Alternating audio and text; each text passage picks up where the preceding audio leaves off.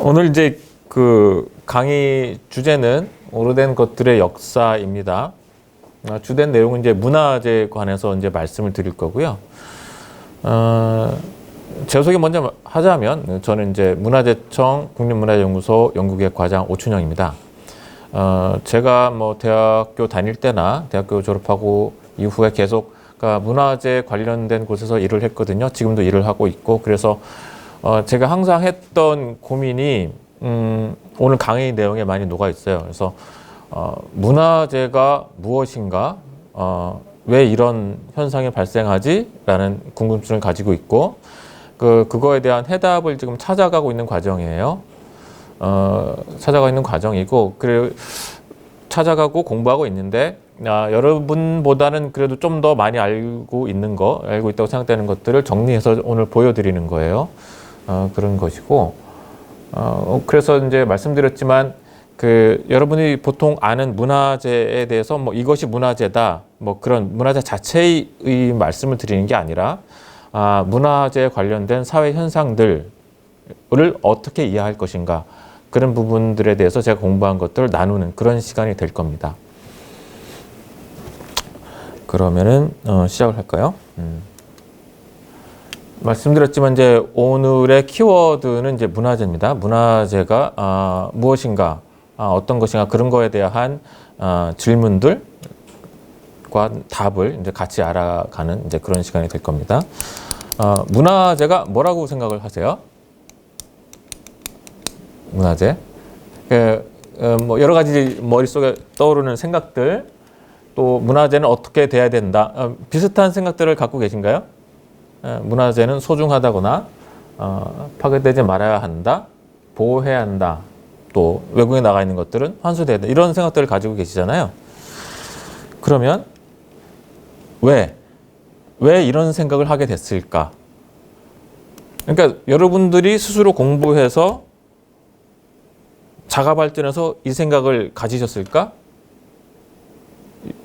요? 아니죠? 그러니까 이렇게 생각하도록 교육을 받은 거잖아요. 아니면 사회가 그런 환경들을 조성했고,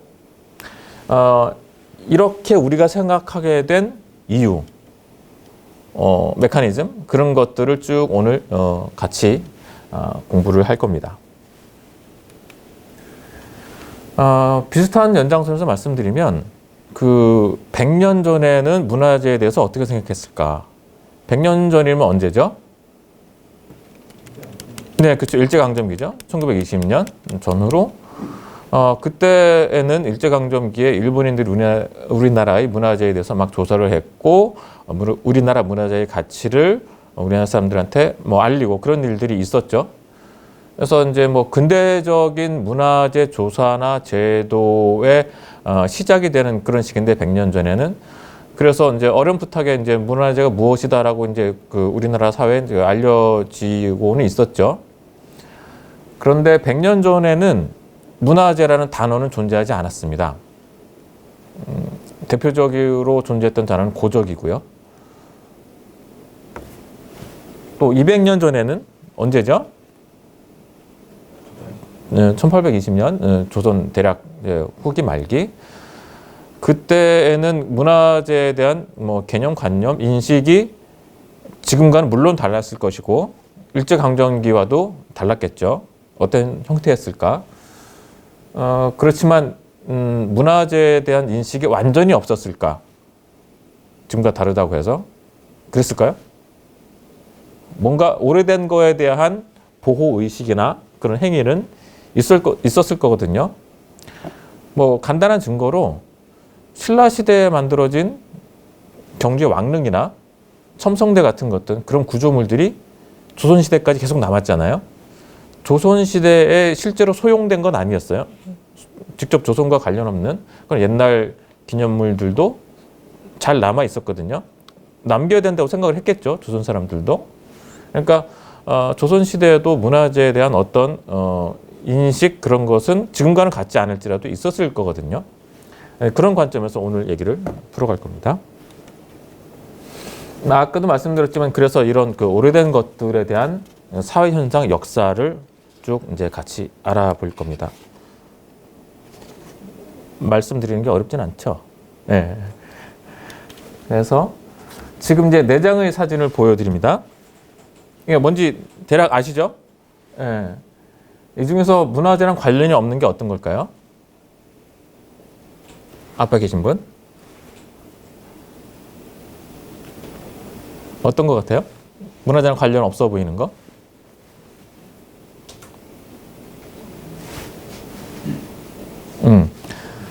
그래서 하나하나 설명을 드릴게요. 그 왼쪽 위에 있는 게 뭐죠? 아, 그렇죠. 역시 세한도. 오른쪽 위에 있는 사진은 어디에 돌담길? 그렇죠. 덕수궁 돌담길이에요. 왼쪽 아래는 인삼밭. 이게 문화재랑 무슨 상관이죠? 고려? 예, 예. 네네. 네네. 네. 네. 네네. 아니요. 지금 말씀하신 거 자체는 팩트잖아요. 그죠? 틀린 건 아니에요. 근데 그 문화재 관점에서 말씀을 드리면 인삼 재배 기술이 무형문화재입니다. 공식 무형문화재, 인삼 재배 기술. 네. 오른쪽 아래 사진은? 이게 문화재랑 무슨 상관이죠? 네? 네, 맞아요. 네. 유네스코 유산으로 등재된, 네. 무형유산으로 등재된 우리나라의 김장 담그는 법. 네. 이것도 문화재 관점에서 보면 문화재죠. 마지막으로, 그럼 위에 있는 사진을 왜 올렸을까? 그냥 거리인데. 지금 그 사진에서 주로 보이는 게 뭐예요? 담장과 아까 말씀하신 플라타나스 나무 보이시죠? 좀 이따 설명드리겠지만 이것도 이제 문화재랑 연관이 됩니다. 작년 12월 7일에 신문 기사들을 보여드릴 거예요. 하루의 신문 기사들인데 문화재에 관계된 것들이 나와요. 어떤 이슈들이 어떻게 사회에서 논의되고 있는가 그런 말씀을 드리려고 하는 거예요. 아까 왼쪽 위에 있던 세한도. 세한도를 이분이 가지고 계셨는데 국가에 기증을 하셨어요. 그래서 문학계의 가장 높은 훈장인 금관 문화훈장을 받으셨어요. 처음으로 기증을 해서. 문화재를 이렇게 기증하는 행위가 국가에서 중요하게 여겨졌다. 네, 그런 증거죠. 이거 아까 보여드린 덕수궁 돌담길. 문화재가 중요한 거예요? 나무가 중요한가요? 플라타누스 나무가 덕수궁보다 오래됐을까요? 그건 아니겠죠. 그런데 보는 관점에 따라서는 나무가 중요하니 이것을 베면 안 된다. 이고 문화재를 중요하게 생각하는 분은 이 나무가 문화재를 훼손시키고 있으니 베어야 한다. 입니다. 이런 사실 뭐가 맞다 틀리다고 우리가 단정하기는 어려워요. 관점에 따라서 다르게 보이는 거니까. 그래서 그런 이제 그 관점, 가치관의 충돌이 생기는 거죠. 문화재와 관련해서. 그래서 그 시각이 극명하게 갈리는 게 여기서 보이는 거죠. 서울시는 뿌리는 돌담에 균열을 일으켰고 문화재 경관과도 맞지 않아 문화청에서도 배달라고 한다. 이런 이유 때문에 배해야 된다는 거고, 또 나무가 중요하다고 생각하는 사람은 담장은 보수하면 되지만 담장과 오래된 큰 나무를 없애면 이를 복원하는데 많은 시간이 필요하다. 자기 논리에서는 이게 더 중요한 그런 게 되는 거죠. 아까도 말씀드렸지만 뭐가 맞다 틀리다가 아니라 이런 사회에서 서로 다른 가치가 충돌하는 거예요. 이런 게 문화재와 관련된 현상이죠. 아까 말씀드렸지만 이게 국가무형문화재로 지정된 겁니다. 그 다음에 아까 말씀드렸던 김치. 요즘에도 핫하죠, 김치 이슈가. 네, 중국에서 이거 김치가 자국문화라고 얘기하기도 하는 게 이슈가 되고 있죠. 그래서 이게 사실 김치가 하찮다면 이렇게 국가적인 이슈가 될까요? 그리고 또 김치가 하찮다면 세계 무형유산으로 등재가 됐을까요? 아니죠. 그래서 그만큼의 사회적인 가치, 뭐 세계적인 가치, 국가적인 가치가 있기 때문에 유네스코에서도 등재를 했고 국가 간에 이제 충돌도 생기는 거죠. 이렇게 이제 김치와 관련해서 일하시는 분도 있고.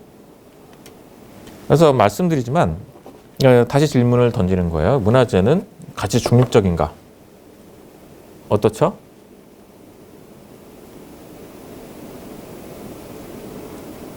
그냥 쉽게 편하게 말씀해 보세요. 이거 답은 없는 거예요. 가치 중립적이다. 다 아니라고 생각하시는구나. 오케이. 그래서 가치 중립이라는 거는 표준 국어 대사전에 보면 어떤 가치관이나 태도에 치우치지 않는 것으로 정의가 되죠. 이게 뭐죠? 역시 야 그냥 활용을 할 줄은 달 항아리를 다 아시는구나. 그렇죠. 이게 보는 사람에 따라서는 사실 이게 달 항아리라는 거를 교육받거나 경험하지 못한 사람한테는 그냥 하얀색 항아리예요. 하얀색 항아리인데 교육받거나 사회적으로 경험한 사람한테는 이게 달 항아리고 그만큼의 가치가 더 있다고 여겨지는 거죠. 그래서 이것을 부르는 여러 가지 항아리이기도 하고 백자 달 항아리 정식 명칭 문화재이기도 하죠. 국보 310호예요. 이것은. 그래서 사실 가치 중립적이라고 말하기보다는 어떤 가치가 있는가. 그리고 또 이 가치는 보는 사람에 따라서 아무것도 모르는 사람은 그냥 뭐 항아리네라고 하는 거고 달 항아리라는 가치를 아는 사람한테는 이게 국보의 가치가 있는 항아리네라는 거죠. 예, 어떤 가치가 누구한테서 어떻게 부여되는가의 문제이다. 문화재는 그런 말씀을 드리는 겁니다. 그 다음에 또 하나 드린 질문. 이념, 이데올로기. 문화재가 이데올로기에 대해서 어떤 입장을 취해야 되나요? 지금 촬영하시는 분? 어떤 생각이 들어요? 문화재는 이념 중립적인가? 라는 질문에 대해서. 네? 네. 이념에 치우쳐서는 안 된다. 보통 이제 그렇게 생각하실 거예요. 이상적인 것으로 여기는 생각이나 견해가 이념, 이데올로기인데 그런데 치우쳐서는 안 된다라고 생각하는 게 통상의 생각이죠. 여기가 어디죠? 네, 맞습니다. 여러분이 잘 아시는 군함도. 여기가 세계유산이죠.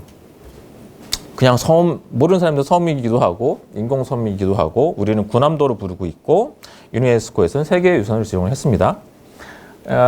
뭐 영어로의 정식 명칭을 보면 산업혁명계 일본 유산이다 뭐 그런 내용인데 사실 유네스코나 일본 스스로는 이게 이제 그 이념에 치우치지 않다고 얘기를 하고 있지만 우리는 이것을 제국주의 유산이라는 제국주의 이념에 대입해서 비판하고 있죠. 우리가. 그렇죠? 그렇기 때문에 그 문화재가 이념에 영향을 받고 우리도 그런 관점에서 바라본다. 문화재를. 그런 말씀을 드리려고 하는 겁니다. 이 사진 혹시 보신 적 있나요? 그렇죠. 이 사진은 그 광주 민주화 운동의 사진입니다. 이 정식 명칭은 광주 민주화 운동 기록물이고 이것은 세계 기록 유산입니다.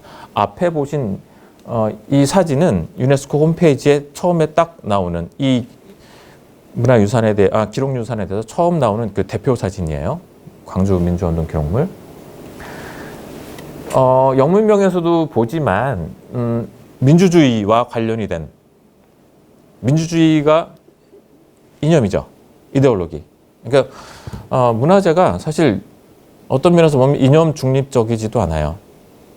중요하게 생각하는 이념 이데올로기를 투영해서 이제 이것에 가치가 있다라고 얘기를 하고 있으니까.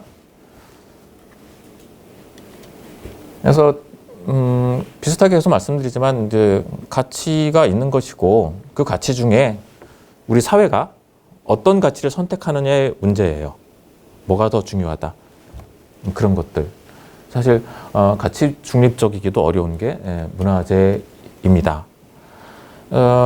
지금 이제 문화재 영향력에 대해서 이제 말씀을 드릴 겁니다. 그래서 제가 이제 속해 있는 기관이 문화재청입니다. 문화재청의 한 해 예산이 얼마일 것 같아요? 대략? 얼마일까요? 저도 정확히는 몰라요. 1조를 넘은 게 한 1, 2년 전 됩니다. 한 해 예산. 문화재청이 집행하는 예산, 또 뭐 지자체 그런 거 다 빼고 문화재청이 집행하는 예산 1년에 1조를 넘었습니다. 1조를 넘었죠. 그만큼 문화재에 대해서 우리 사회가 중요하게 생각하고 재정을 투입하고 있다는 얘기죠. 물론 직원도 많고요. 그만큼 이제 문화재가 우리 사회에서 어떤 큰 지위를 차지하고 있다. 그런 말씀을 드리는 거예요. 그래서 이제 처음에 말씀드렸지만 이렇게 하나의 큰 사회 현상에 대한 문화재, 사회에 큰 영향력이 있는 문화재, 이런 것들이 어떤 스토리를 거쳐서 형성이 되어 왔는가, 이런 거를 설명드리려고 하는 겁니다. 문화재의 역사가 될 수도 있겠죠. 그래서 뭐 계속 반복해서 말씀을 드리는 단어이기도 하고요.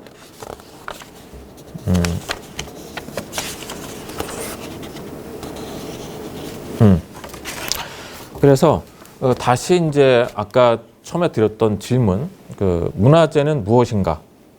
네. 맨 처음에는 이제 문화재는 어떻게 봐야 되는가, 시각의 문제를 말씀드린 거고, 좀 더 근본적으로, 그럼 그 시각 이전에 문화재는 무엇인가, 어떻게 정의되는가, 정의해야 하는가, 좀 더 근본적인 문제를 말씀을 드리는 거예요. 이것은 어때요, 보기에? 어디에 나와 있는 정의거든요. 대략 맞는 것 같아요? 예, 여기 이게 표준 국어 대사전에 나오는 문화재의 정의입니다. 만약에 이제 제가 엄청난 미술가고 엄청난 미술품을 하나 만들었어요. 그 결과물을 여기에다 대입해봐요. 그럼 제가 만든 게 문화재가 이 정의만 따르면 되죠. 그렇지만 지금 우리가 만든 오늘 뭘 만들었다고 해서 그게 바로 문화재로 얘기되진 않죠. 표준 국어 대사전의 문화재 정의에서는 시간 개념이 빠져 있습니다. 네, 시간 개념이 빠져 있죠. 그리고 너무 이제 폭넓게 정의를 해버렸기 때문에 우리가 통상 알고 있는 문화재 이 정의만 대입해서는 바로 이제 타당하지가 않죠. 이것은 훨씬 더 구체적이죠. 이건 어디에 있는 정의일 것 같아요?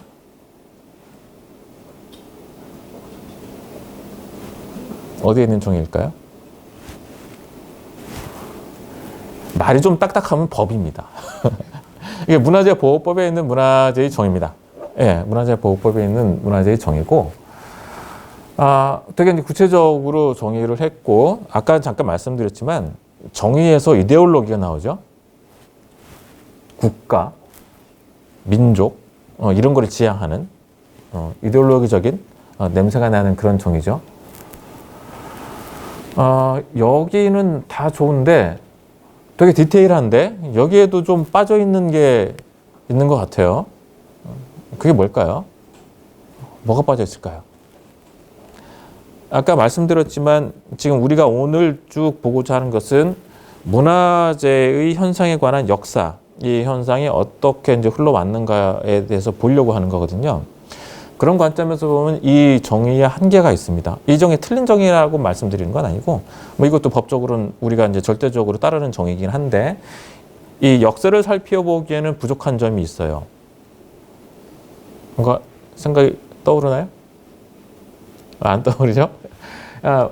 제가 볼 때 빠진 거는, 시간의 흐름에 따른 변화가 빠져 있어요. 예를 들면, 한 50년 전에 문화재가 됐던 게, 문화재가 아니었던 게 지금 문화재가 되는 게 있거든요. 그것도 문화재고 이것도 문화재고. 다 이제 시간의 흐름에 따라서 있는 모든 것들이 문화재가 될 수 있고 여겨질 수 있는데 여기에는 이제 현재 시점에 정의만 있는 거예요. 그렇기 때문에 이 법률 정의를 역사에 다 대입해서 보면 뭐가 잘 풀리지를 않아요. 현재의 정의이기 때문에. 우리는 역사를 봐야 되는 거고, 그래서 이 정의는 그런 한계가 있기 때문에 예, 방금 그 말씀을 드린 거고, 예를 들어서 유네스코에서 문화재를 어떻게 정의했는가 그 변화를 간단하게 이제 표로 만들어 드린 거예요. 그림으로. 처음에는 예전에는 문화재를 cultural property라고 그랬어요. 재산적인 개념이 강했죠. 처음에는. 그래서 재산적인 개념이 강했는데 요즘에는 heritage라고 부르죠. cultural heritage. 유산. 뭔가 이제 무형적인 것도 다 포함하면서 개념이 이렇게 변했고 여기 이제 써 있지만 1972년에 내추럴 헤리티지가 추가가 됐고요. 2001년에 언더워터 수중 문화재들, 바닷속에 있는 문화재들도 추가가 됐고 2003년에 디지털 문화재와 무형 문화재, 인텐지블 문화재가 추가가 됐어요. 그러니까 시간의 흐름에 따라서 이런 요소들이 계속 추가가 되고 있거든요. 네, 시간의 흐름에 따라서 계속 추가가 되고 있고 문화재의 정의는 변하고 있다. 네, 그런 말씀을 드리는 겁니다. 그래서 이거는 제가 내린 정의예요. 집단이 과거로부터 이어온 것을 자신의 문화적 가치를 반영해서 별도의 대명사적 개념, 집합단수 대명사, 문화재 이런 것들을 문화재라고 부른다. 그런 개념으로 선별하고 보호하는 대상을 문화재라고 일단 부르자. 그러면 이 정의를 기준으로 삼고 역사를 관통해서 볼 수 있을 것이다라고 생각해서 내린 건데 이거 뭐 제가 내린 임의 정의이기 때문에 더 훌륭한 정의가 나오면 바뀌어야 된다고 생각을 해요. 예. 하여튼 이 정의에 근거해서 보고자 합니다. 이제 기억의 관점에서도 문화재를 볼 수 있어요. 문화재가 기억에 선택된 증거물이기 때문에 그렇죠. 기억이죠. 그러니까 기억이라는 것은 사실 인간이 인간으로서 활동하는데 되게 필수적인 당연한 그런 이제 활동이고 생존을 위해서 우리가 당연히 이제 기억을 하죠. 뭐 어떤 기억이 있어야지 미래에 예측을 하고 행동을 할 수 있으니까 굉장히 중요한 요소예요. 기억의 매개. 백지 상태에서 아무것도 없는 데서는 기억하기 힘든데 뭔가 물건이나 장소가 있으면 더 기억하기 쉬워지죠. 기억의 매개가 있으면 훨씬 기억하기가 쉬워지는 겁니다. 그리고 기억은 우리 각자 개인의 기억도 있지만 사실 집단의 기억도 있습니다. 집단 기억이라는 용어가 따로 있는데요. 그래서 문화재는 집단 기억의 증거물이라고 볼 수 있죠. 그러니까 개인적으로 소중한 거를 우리가 문화재라고 부르지 않잖아요. 집단이 소중하게 생각하는 거, 우리 한국 사회가 소중하게 생각하는 거, 뭐 세계가 소중하게 생각하는 거, 아니면 지역 단위로 우리나라도 문화재가 있잖아요. 뭐 도지적 문화재 그런 것들. 또 집단이 소중하게 생각하는 게 문화재고, 문화재는 아까 말씀드렸지만 집단 기억의 매개체로서 작용을 하는 거죠. 그리고 이제 집단 기억에는 뭐가 개입하는가에 대해서 말씀을 드리는 거예요. 목적 없이 집단 기억을 만들지는 않죠. 집단이 기억을 형성하는 데는 목적이 있고 그 목적은 대부분 권력을 가진 세력에 의해서 형성이 되죠. 그 권력이 뭘 지향하느냐에 따라서 집단 기억을 만듭니다.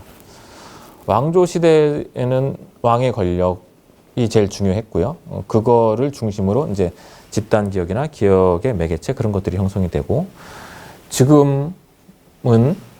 현재는 뭐 국가주의, 민족주의 그런 게 중요하기 때문에 그런 것들을 나타내는 것이 기억의 매개체로 작용을 하죠. 그러니까 아까 처음에 말씀드렸지만 이런 우리가 그 집단 기억을 형성하는데 이데올로기가 이렇게 작용을 하는 거예요. 이해되시죠? 네. 그 다음에 이제 아까도 말씀드렸지만 기억하기 위해 남겨진 것들이 문화재입니다. 기억하기 위해 남겨진 것이 문화재인데 이것을 다른 말로 표현하면 뭐라고 하죠? 우리가 쉽게 아는 기억하기 위해 남겨진 것. 남긴 것도 될 수 있고 세 글자로 이거죠. 네, 기념물. 기념물이 이제 문화재로 등치되기도 하고 대부분 그래서 이제 기념물이 문화재에도 되게 중요한 개념인데, 다시 또 돌아가서 이제 기념물은 구조물이죠. 구조물은 사실은 모두 기념물이 되지는 않습니다. 예를 들어서 우리가 뭐 집을 지었다, 그것도 구조물이지만 이것은 기념물이라고 부르진 않죠. 구조물은 실용적인 가치가 있거나 상징적인 가치가 있거나 그렇습니다. 두 개 혼재가 되어 있는 경우도 있죠. 그 성당 같은 종교적 구조물, 그리고 완전히 상징적인 구조물도 있죠. 우리가 실용성이 없는 대표적인 게 뭐가 있죠? 무덤들. 우리가 뭘 사용하진 않잖아요. 그렇지만 기념물로서 존재하죠. 뭐 비석 같은 그런 것도 있고.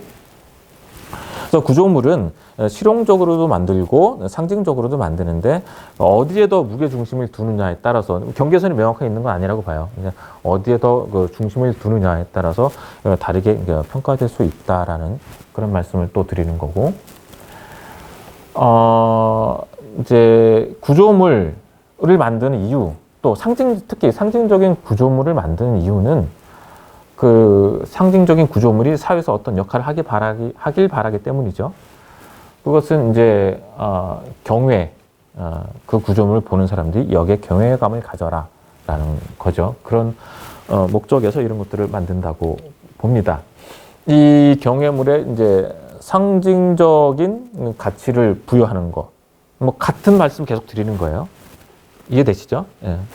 이런 것들이 있고, 그 다음에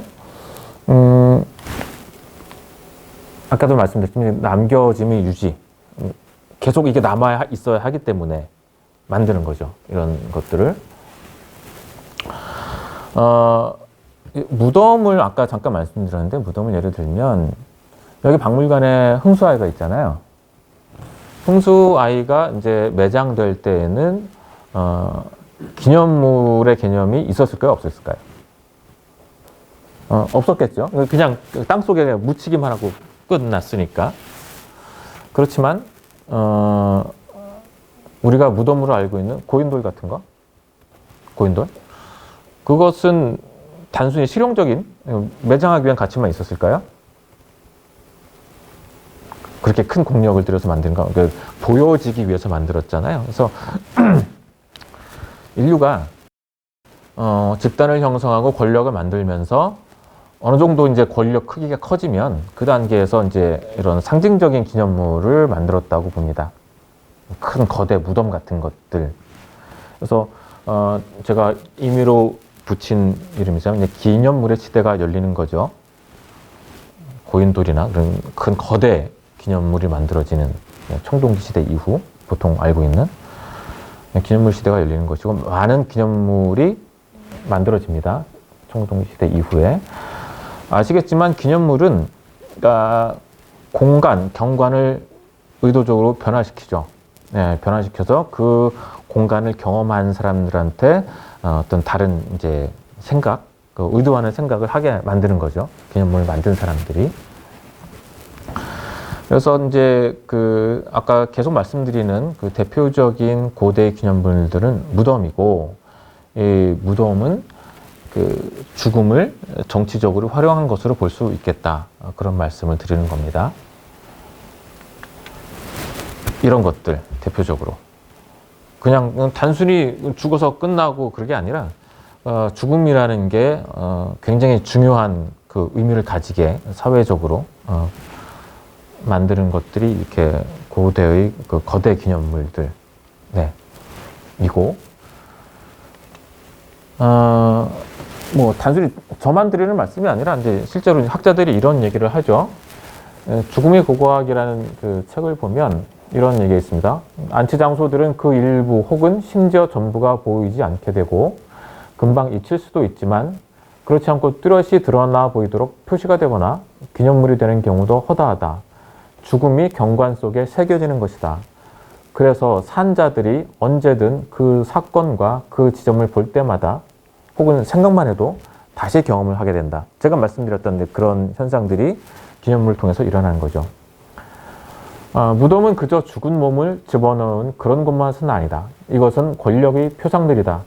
장래 건축물은 의례와 마찬가지로 헤게모니 서열을 정당화하고 확대한다. 무덤들은 한 사회의 경제에서 핵심일 수 있으며 그 경우 부와 잉여는 무덤을 지향하면서 축적된다.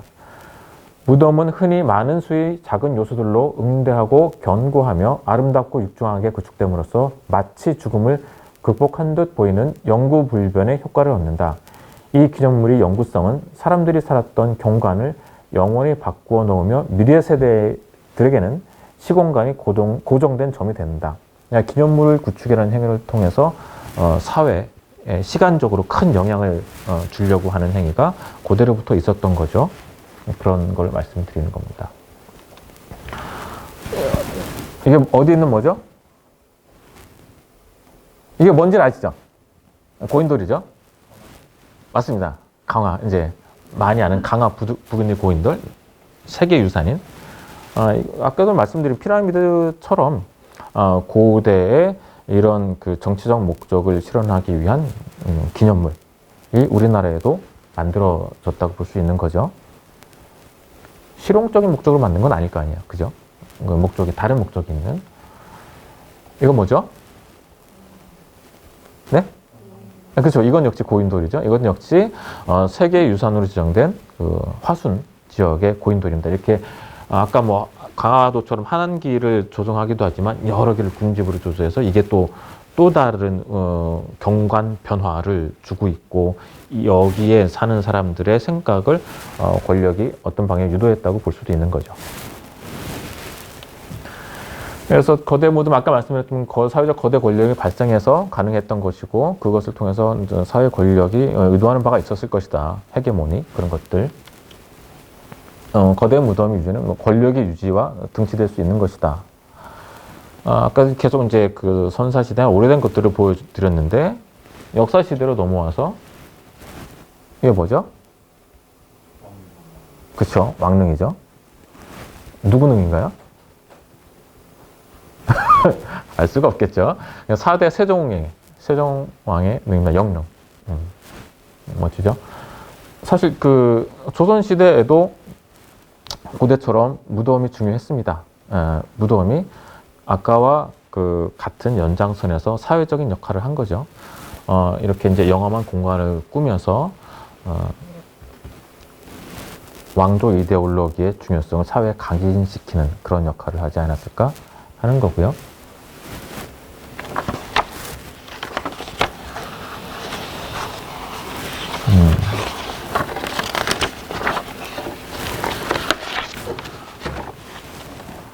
그다음에 저도 이제 조선왕릉 전공자가 아니라서 적어왔어요. 여기도 역시 무덤이죠. 그러니까 그런 봉분만에 있는 게 아니라 이제 같은 이와 같은 부속 시설이 있는 거고, 여기는 장경왕후의 능입니다. 누구의 비죠? 11대 중종의 비. 16세기. 그러니까 아까 세종은 15세기, 이건 16세기. 조선은 그 전 시대를 통틀어서 이런 왕릉을 조성을 했죠. 이것도 예쁘죠. 예, 이거는 철종, 19세기 철종의 능에 있는 이제 구조물, 또 다른 그 봉분과 다른 구조물, 이렇게 봉분을 만들기도 하고 이렇게 그 여러 가지 장식 구조물을 세워서 경관을 변화시키고 이 경관은 조선을 살았던 사람들한테 그 왕권의 위대함을 각인시키는 그런 효과를 냈다라고 말씀을 드리는 겁니다.